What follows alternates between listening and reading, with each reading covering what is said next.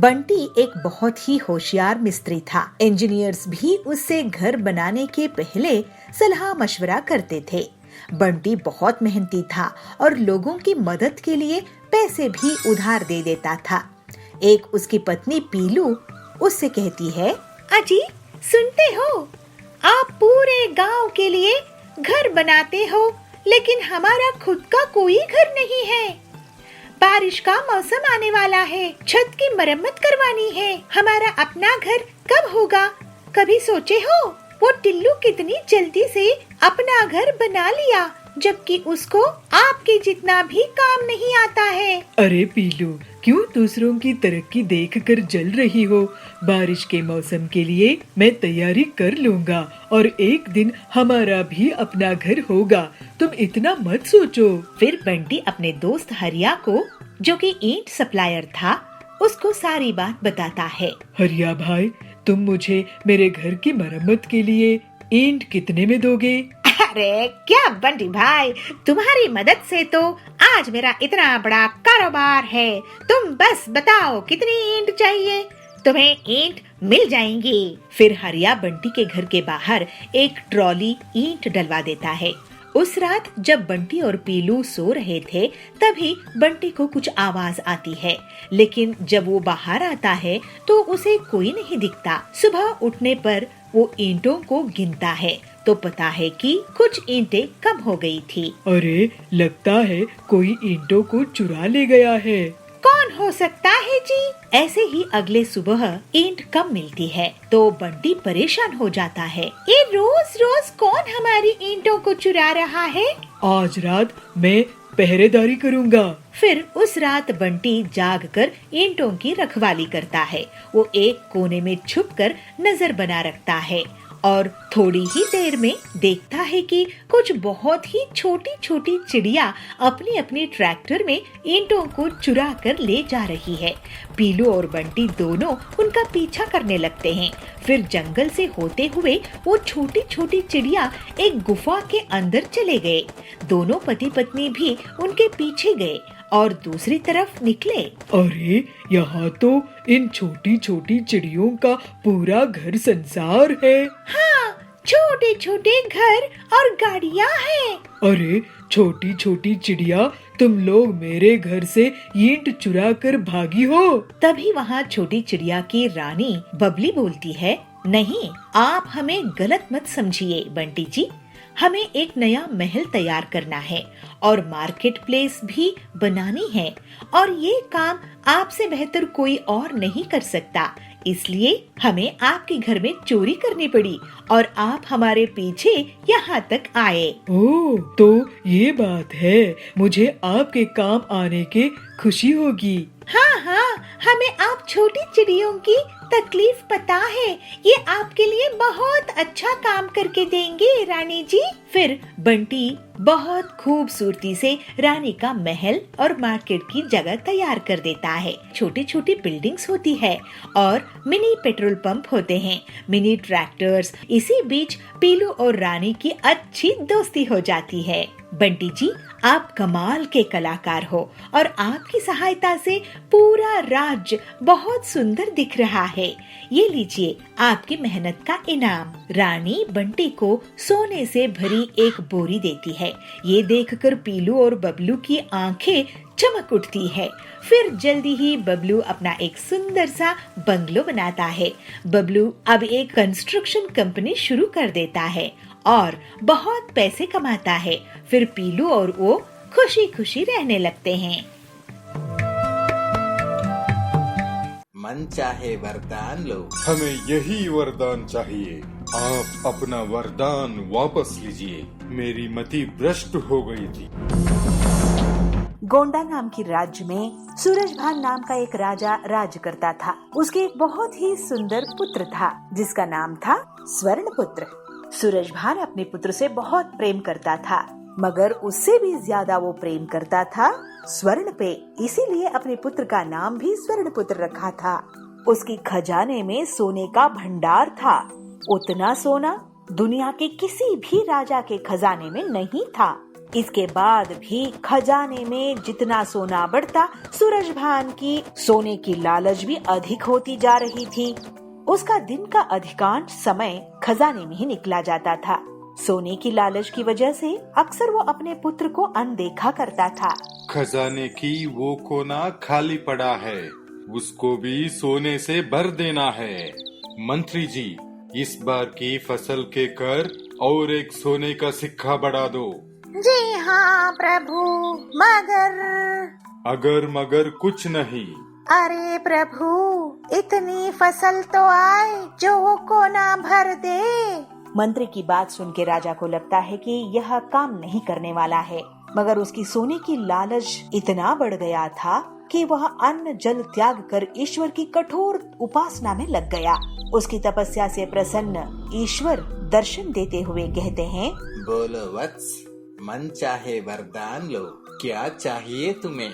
हे भगवान, मुझे ये वरदान दे कि मैं जिस किसी वस्तु को भी छूऊं वो सोना बन जाए। ईश्वर को सूरजभान की लालच समझ में आ गई थी।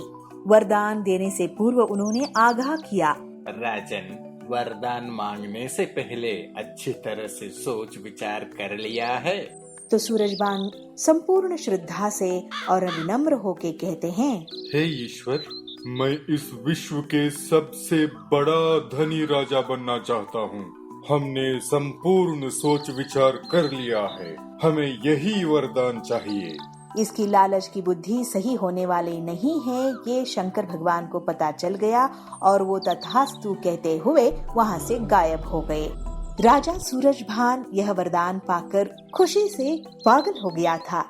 दूसरे ही दिन सोकर उठने के उपरांत अपनी शक्ति परखने के लिए उसने अपने पलंग को छूकर देखा। वह पलंग सोने का बन गया। सूरजभान बहुत खुश हुआ। दिन भर वह सुध-बुध खोकर अपनी महल की हर चीज को सोने में परिवर्तित करने में जुट गया। उसे अपनी खान पान तक की चिंता नहीं थी। शाम को सूरजभान थक गया था, उसे जोरों से भूख भी लगी थी। अपने सेवकों को भोजन परोसने के लिए कहता है। जैसे ही सूरजभान भोजन को हाथ लगाता है, वह सोना बन जाता है। अब सोने को तो खा नहीं सकते, तो गुस्से से तिलमिलाते हुए वो उठकर बाहर आ जाता है। ऐसे ही टहलते हुए अपने उद्यान में जा पहुंचता है। वहाँ वह देखता है अपना छोटा बेटा स्वर्णपुत्र वहाँ खेल रहा है। उसकी खेल कूद देखकर राजा की मन में पुत्र वात्सल उमड़ कर आता है। कुछ क्षणों के लिए अपनी भूख भी भूल जाता है। जब स्वर्णपुत्र पिता को वहाँ उद्यान में देखते हैं, तो प्रेम से दौड़ के आके गले लग जाते हैं। विधि की विपर्यास ये था कि स्वर्णपुत्र भी स्वर्ण में बदली हो गया। सूर्यभान रो रो कर कहने लगा, हे ईश्वर, मुझे क्षमा कर दीजिए, आप अपना वरदान वापस लीजिए। मेरी मति भ्रष्ट हो गई थी, मेरा लालच तांडव कर रहा था। हमें समझ आ गया है कि हर वस्तु अमूल्य होता है। हमारे लिए सबसे अमूल्य तो हमारा पुत्र स्वर्ण पुत्र है। उन्हें आप कृपया इंसान बना दीजिए। कहते हुए फिर से रोने लगता है। उस पर दया आकर ईश्वर फिर से तथास्तु बोलते हैं और हवा में लीन हो जाते हैं। स्वर्णपुत्र फिर से इंसान बनता हुआ देख सूरजभान बहुत खुश होता है और अपनी गलती की, अपनी लालसा की उसे पश्चाताप भी होता है। तो मंत्री को बुलाकर कहते हैं, मंत्री जी, अपना कोषागार जरूरतमंद और निर्धनों के लिए खुला रख दो। सूरजभान अपने पुत्र को गले लगाकर खुशी के आंसू बहाते हैं। उनका लोभ खत्म हो गया था और संतुष्टि की जीवन की ओर यात्रा शुरू कर देते हैं। इस पीलू को हराने का तरीका सोचना होगा। अरे वाह कालू भाई, क्या सोडा है। कालू इतनी रात में गहरे जंगल में कहाँ जा रहा है? भिलाईपुर के गांव में पीलू सोडा बेचा करती थी। पीलू का सोडा बहुत बिकता था। पीलू घरेलू तरीके से रंग बनाया करती थी और बहुत अच्छे से अलग अलग फ्लेवर बनाकर बेचा करती थी। ये लोगों को बहुत पसंद आता था। उसकी दुकान के सामने कालू की भी सोडा की दुकान थी, लेकिन वो बहुत ही आलसी था और पीलू की तरक्की से जलता था। सोडा ले लो, सोडा, रंग बिरंगे अलग अलग फ्लेवर्स के सोडा। ऐसे फ्लेवर्स आपको पूरे जंगल में कहीं नहीं मिलेंगे। सोडा ले लो, सोडा, हाजमा ठीक करने वाला सोडा। तो टिल्लू कहता है, कालू भाई, आजकल लोग शौक के लिए सोडा पीते हैं, हाजमा ठीक करने के लिए नहीं। इसलिए हम पीलू की दुकान में जाते हैं, वहाँ एक से एक फ्लेवर के सोडे मिलते हैं। ये सुनकर कालू बहुत गुस्सा करता है। टिल्लू पीलू की दुकान जाकर पूरे परिवार के लिए सोडा ले लेता है। ये लो टिल्लू भैया, फैमिली पैक सोडा, 500 रुपए हुए। कालू सोच में पड़ जाता है। इस पीलू को हराने का तरीका सोचना होगा, नहीं तो मुझे ये गरीब कर देगी और मुझे जंगल छोड़कर जाना पड़ेगा। उस रात कालू जाबाज चील के पास जाता है और जंगल से एक पाउडर लेकर आता है, जिसको वो अपने सोडा में मिलाता है। अगले दिन कालू मिलावटी सोडा बेचने लगता है। सोडा ले लो, इंटरनेशनल सोडा, एक बार पियोगे तो बार बार पियोगे। सोडा ले लो, इंटरनेशनल सोडा, एक बार पियोगे तो बार बार पियोगे। अरे कालू भैया, तुम कहाँ से इंटरनेशनल सोडा ले आए? वो मेरे जीजाजी ने भेजे है अमेरिका से। एक बार पी के तो देखो ठिल्लू भाई, बार बार पियोगे। ठीक है, एक दो, नहीं अच्छा लगा तो पैसे नहीं दूंगा। कालू टिल्लू को सोडा देता है और टिल्लू एक के बाद एक 5 सोडा पी जाता है। अरे वाह कालू भाई, क्या सोडा है! इसके सामने तो पीलू का सोडा एकदम बकवास है।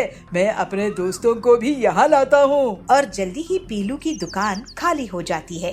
कोई भी ग्राहक उसके पास नहीं जाता है और सिर्फ कालू के पास ही सब सोडा पीते हैं। पीलू, तुम जंगल छोड़कर अफ्रीका चली जाओ, वही तुम्हारे लिए सही रहेगा। मैं तो बर्बाद ही हो गई हूँ। ये अचानक से कालू का कौन सा जीजा जी पैदा हो गया अमेरिका में। उस रात पीलू अपनी दुकान बंद करके जा रही थी। वो बहुत उदास थी और जंगल छोड़ने के बारे में सोच रही थी। तभी उसे कालू दूर जंगल में उड़ता हुआ दिखता है।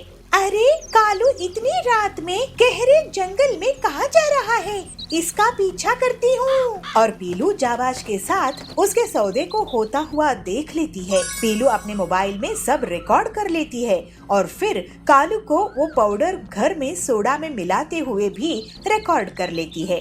पीलू तुरंत ही हरिया इंस्पेक्टर के पास जाती है। इंस्पेक्टर साहब, ये देखिए, कालू सोडा में नशा मिला रहा है।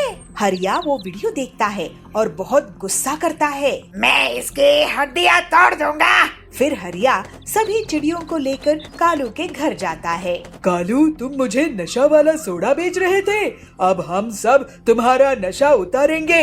ऐसे टिल्लू कहता है। कालू की बहुत पिटाई होती है और फिर उसे जेल हो जाता है। इस तरह से पीलू अपनी ईमानदारी के कारण जंगल में अकेली सोडा बेचने वाली रह जाती है और अपना जीवन हंसी खुशी बिताने लगती है।